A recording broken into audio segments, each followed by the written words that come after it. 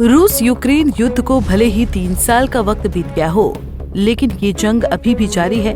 हालांकि कई बार बड़े स्तर पर इस युद्ध पर विराम लगाने की पहल की गई है, लेकिन फिर भी ये जंग खत्म होने का नाम नहीं ले रही है। कभी रूस यूक्रेन को जमकर आंखें दिखाता है, तो कभी यूक्रेन रूस को तबाह करने की धमकी देता है। ऐसे में इस बीच एक बार फिर से ये जंग बड़ी रणभेरी भरते हुए शुरू हो चुकी है। जी हाँ, एक बार फिर रूस यूक्रेन युद्ध शुरू हो चुका है। जहां रूस ने यूक्रेन के सैनिकों पर पीछे से हमला किया है, वहीं रूसी सेना ने सुज्जा में जबरदस्त हमला करते हुए यूक्रेन का हेडक्वार्टर तक तबाह कर दिया है। ऐसे में इसे रूस की ओर से यूक्रेन पर बड़ी सैन्य रणनीति के रूप में देखा जा रहा है। अब ऐसे में सवाल ये है कि क्या रूस यूक्रेन के बीच छिड़ी इस जंग का भयानक आगाज फिर से होने वाला है? क्या रूस यूक्रेन युद्ध का ये आगाज तीसरे विश्व युद्ध की सनसनाहट तो नहीं?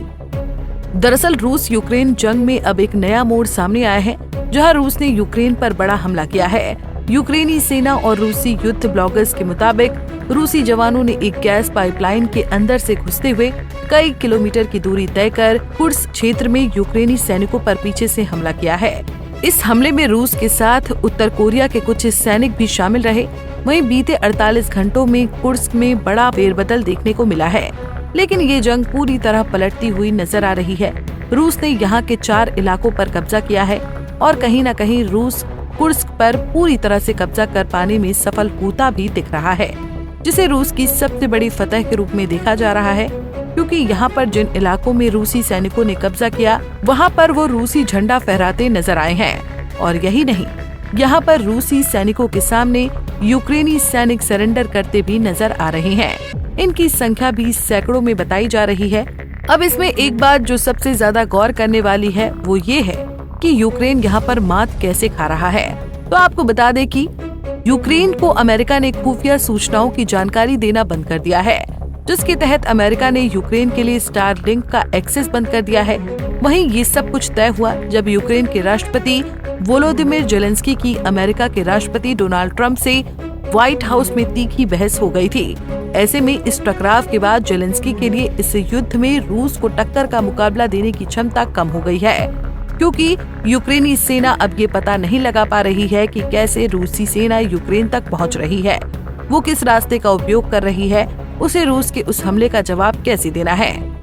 वहीं यूक्रेन के लिए एक और बात है जो निराशाजनक रहने वाली है, और वो है कि रूसी सेना सुज्जा, जो कि यूक्रेन का मजबूत गढ़ माना जाता है, वहाँ भी रूसी सेना गैस पाइपलाइन के माध्यम से पहुंच चुकी है और लगातार वहाँ पर हमले कर रही है।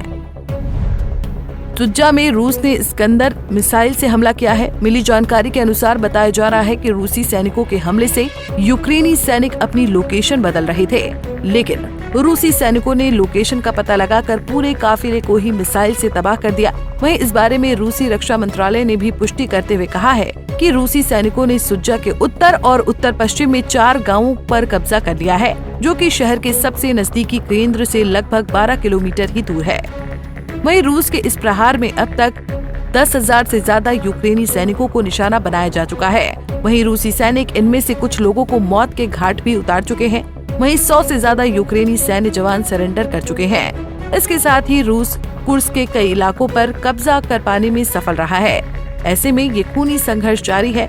वहीं पुतिन का कुर्स्क पर कब्जा जमाने का ये प्लान सफल होता भी नजर आ रहा है। बहरहाल रूस यूक्रेन के बीच छिड़ी इस जंग में अब देखना ये है कि रूस और यूक्रेन में से कौन सा देश किसे बैकफुट पर लाता है और किसका दांव होगा पास और किसका होगा fail. Bureau report, Punjab Kesari TV. हमसे जुड़े रहने के लिए हमारे YouTube चैनल को सब्सक्राइब करें और नई वीडियो की नोटिफिकेशन के लिए बेल आइकॉन को दबाएं